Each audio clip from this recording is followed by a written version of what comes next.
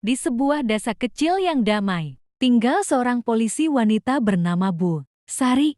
Meski berpangkat tinggi dan disegani di wilayahnya, hidup Bu Sari tidaklah mudah. Ia adalah seorang janda yang ditinggal wafat suaminya, sesama anggota polisi, 5 tahun lalu karena tugas negara. Sejak saat itu, Bu Sari membesarkan sendiri keempat anak kandungnya dan mengasuh sepenuh hati 6 anak yatim piatu dari lingkungan sekitarnya. Hari-harinya penuh warna. Di pagi hari, ia mengenakan seragamnya dan bertugas menjaga ketertiban desa. Namun di sore hari, ia berubah menjadi seorang ibu penuh kasih yang memasak, membantu anak-anak belajar, dan membacakan dongeng sebelum tidur. Anak-anak di desanya sangat menyayanginya. Bagi mereka, Bu Sari bukan sekadar polisi. Ia adalah simbol kekuatan dan cinta. Tak jarang, mereka mengerubunginya, seperti sore itu dengan wajah sumringah dan kamera mainan di tangan. Mereka berebut mengambil gambar bunda seragam coklat yang tengah hamil besar.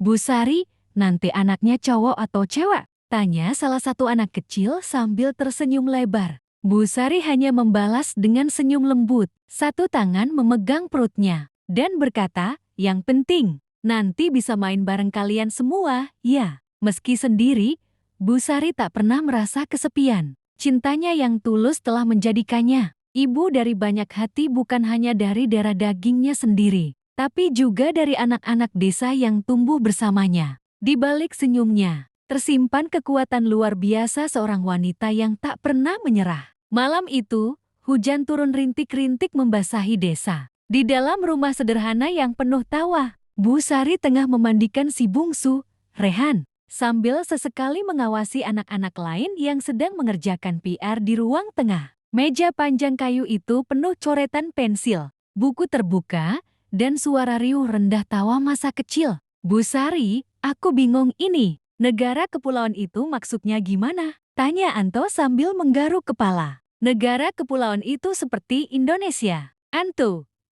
Negara yang punya banyak pulau, tapi tetap satu, jawab Bu Sari lembut. Ia berjalan ke arah meja, menggendong Rehan yang sudah bersih, lalu duduk di samping Anto.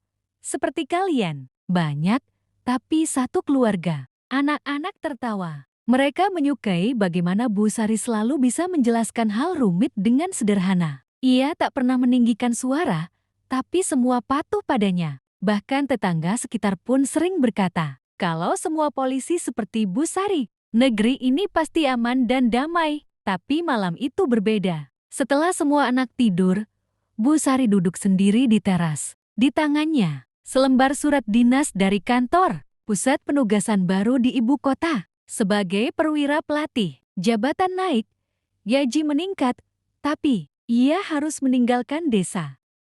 Hari-hari berlalu sejak Bu Sari menerima surat penugasan. Meski pangkat dan karier menanti di ibu kota, hatinya masih terikat pada suara tawa. Kaki-kaki kecil berlari di lorong rumah, dan pertanyaan polos yang selalu membuatnya tersenyum. Ia tak langsung menjawab surat itu, ia butuh waktu. Sementara itu, warga desa mulai mendengar kabar tentang penugasan tersebut. Banyak yang datang ke rumah Bu Sari, beberapa memberi selamat, namun sebagian besar bertanya dengan nada cemas. Bu Sari, kalau ibu pergi, siapa yang jagain pos ronda malam? Anak saya kalau sakit biasa lari ke ibu dulu, bukan ke puskesmas. Kalau ibu nggak ada, siapa yang lindungi kami dari preman sawah itu? Bu Sari hanya menjawab dengan senyum sabar. Ia tahu, kehadirannya bukan cuma penting untuk keluarganya tapi untuk seluruh desa. Suatu sore, saat sedang membantu warga memperbaiki pagar musola, datang seorang petinggi dari pusat,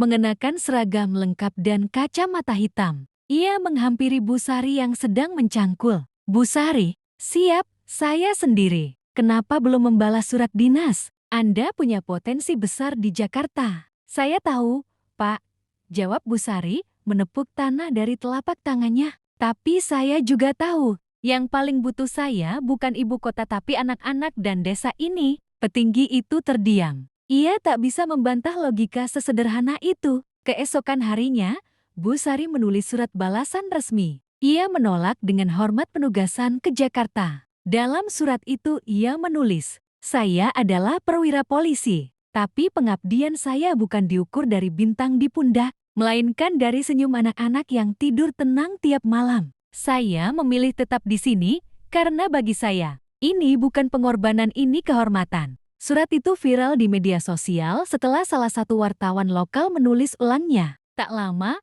Bosari diundang ke berbagai forum sebagai pembicara tentang pemimpin tanpa jabatan tinggi. Tapi ia tetap memilih kembali pulang setiap sore ke meja kayu panjang itu. Ke anak-anak yang menunggu cerita pengantar tidur. Hari itu, seorang bocah kecil memeluk Bosari dan berbisik, "Bu, ibu memang bukan jenderal. Tapi di hati kami, pangkat ibu paling tinggi." Musim hujan datang lebih awal tahun itu. Jalan desa berubah becek dan anak-anak mulai sering batuk pilek. Namun, rumah Bosari tetap menjadi tempat paling hangat di tengah dinginnya angin malam. Ia mengobati mereka satu persatu, menyelimutinya dengan kain sarung hangat, dan menenangkan mereka seperti seorang ibu sejati. Pada suatu malam, listrik padam. Desa gelap gulita. Namun dari dalam rumah Bosari, cahaya temaram dari pelita menyala, menyinari wajah-wajah kecil yang duduk melingkar di sekelilingnya. "Ibu cerita lagi dong," pinta Adil sambil memeluk lutut. Bosari tersenyum. Ia bercerita bukan dari buku, tapi dari kehidupannya sendiri. Tentang perjuangan, kehilangan, keberanian, dan cinta. Dulu waktu ibu masih muda, ibu pernah takut. Takut hidup sendiri, takut gagal, takut nggak kuat. Tapi waktu ayah kalian gugur di medan tugas, ibu sadar, kekuatan bukan berarti tidak pernah takut, tapi tetap berjalan meski hati gemetar. Anak-anak terdiam, menyimak setiap kata. Tak ada efek suara, tak ada layar ponsel. Tapi kisah itu membekas jauh di hati mereka. Keesokan harinya, para murid di sekolah menulis karangan tentang pahlawan di sekitar kita. Hampir semua anak di kelas 4, 5, dan 6 menulis nama yang sama, Bosari. Guru mereka sampai meneteskan air mata saat membaca salah satu karangan kecil. Bosari bukan hanya polisi, dia guru kami, ibu kami, pelindung kami. Dia adalah cahaya saat desa gelap dan pelita saat kami takut. Beberapa minggu kemudian, sebuah penghargaan dari Kapolri dikirim ke desa. Bosari diundang ke Jakarta untuk menerima penghargaan Bayangkara Dharma bukan karena pangkat, tapi karena dedikasi dan pengabdian. Tapi seperti biasa, usai acara ia pulang tanpa banyak bicara. Ia tiba di desa malam hari, menenteng piala yang dibungkus kain batik seadanya. Anak-anak sudah menunggu di depan rumah dengan lilin kecil di tangan. "Ibu pulang!" teriak mereka serempak. Di tengah kegelapan desa, cahaya kecil dari tangan-tangan mungil itu menyala, menyambut wanita yang tak pernah padam cahayanya. Tahun demi tahun berlalu, rumah Bosari tetap berdiri kokoh. Meski cat dinding mulai pudar dan kursi kayu mulai berderit, tapi semangat di dalamnya tak pernah luntur. Anak-anak yang dulu kecil, kini mulai tumbuh dewasa. Riko, yang dulu pendiam, kini menjadi guru di sekolah dasar desa. Ia kembali setelah menyelesaikan kuliah di kota, menolak tawaran kerja besar karena ingin mengajar di tempat di mana hatinya tumbuh. Anto, si cerewet yang selalu bertanya, menjadi bidan desa laki-laki pertama. Ia mengaku, semua ilmunya terinspirasi dari malam-malam demam yang dulu ditangani. Bosari dengan air hangat dan doa pelan. Nen, anak asuh yang paling kecil, kini duduk di akademi kepolisian. Cita-citanya jelas.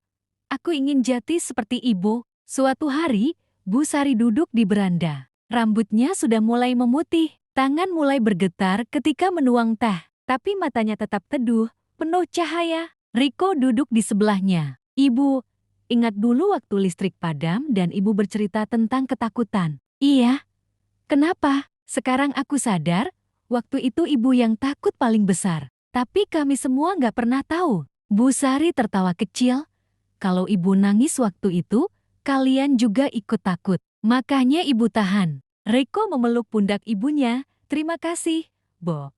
Warisan ibu bukan rumah ini, tapi hati kami semua." Malam itu, para mantan anak asuh Bosari berkumpul. Mereka membawa anak-anak mereka masing-masing. Rumah sederhana itu kembali ramai, penuh canda, tawa, dan suara sandal anak kecil berlari-lari di teras yang sama. Salah satu anak kecil bertanya polos, "Eyang Sari itu siapa sih?